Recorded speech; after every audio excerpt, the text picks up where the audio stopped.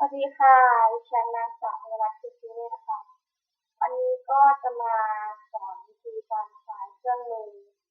ของโปรแกรม Adobe Flash Professional CS6 ค่ะไปเริ่มจากการเปิดโปรแกรมก่อน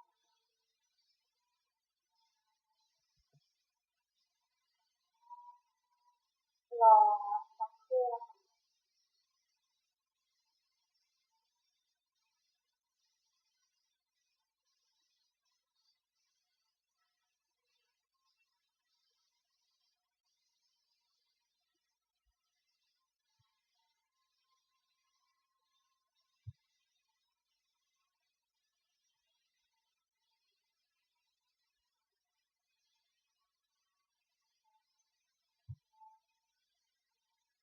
ค่ะก็ได้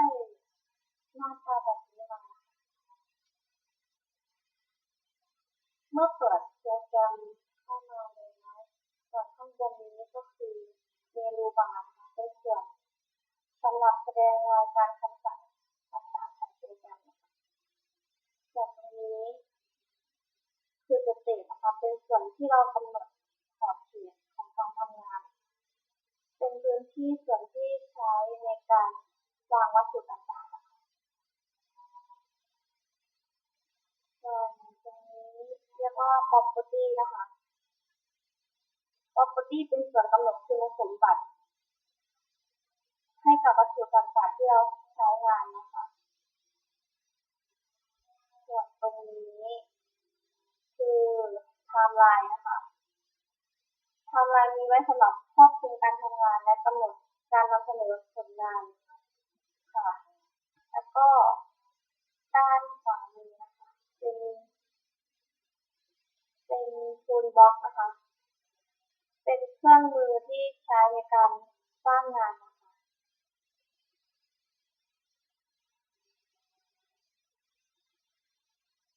ค่ะแล้วก็ตัวนี้นะคะเป็นการตัวนี้ใช้ในการจัดชิ้นงานปรับแต่งวัตถุนะคะส่วนตัวนี้จะส่วนตัวนี้เป็นการเปลี่ยนรูปแบบแล้วก็ปรับขนาดนะคะส่วนตัวนี้เป็นปุ่มสำหรับปรับขนาดนะคะตัวนี้คือหมุนสำหรับเอาไว้หมุนวัตถุนะคะตัวนี้ตัวนี้ใช้สำหรับกำหนดพื้นที่ตกแต่งหรือตัดย่อนะคะส่วนนี้นะคะที่เป็นเหมือนปากกาคือการคือรูปทรงอิสระนะคะส่วนตัวที่เป็นตัว P นะคะคือการเขียนตัวอักษรส่วนนี้เป็นเส้นตรงนะคะตัวนี้เป็นการวาดรูปสี่เหลี่ยมนะคะหรือวาดรูปวงกลมส่วนตัวนี้เป็นดินสอนะคะใช้สำหรับวาดตัวนี้คือแปรงทาสีนะคะส่วนตัวนี้คือใส่ลวดลายในวัตถุนะคะส่วนตัวนี้ควบคุมการเคลื่อนไหวของวัตถุนะคะ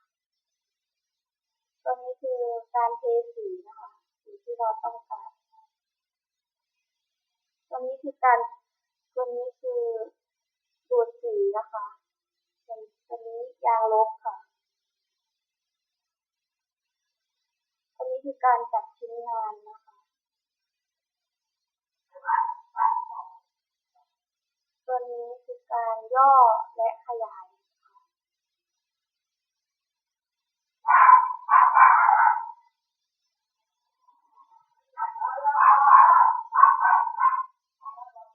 ตัวนี้ตัวนี้นะคะจะเป็นการใช้การเติมสีเส้น อบนะคะสีพื้นตัวนี้จะเป็นการเปลี่ยนสีและสีพื้นนะคะตัวนี้เป็นการสลับสีค่ะตัวนี้คือ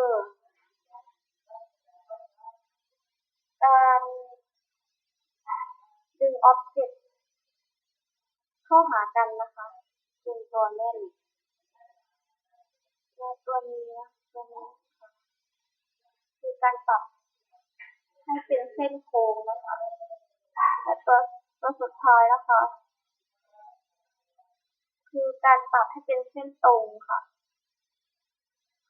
ก็จบการนำเสนอเพียงแค่นี้นะคะในสมัยคลิปหน้าค่ะบ๊ายบาย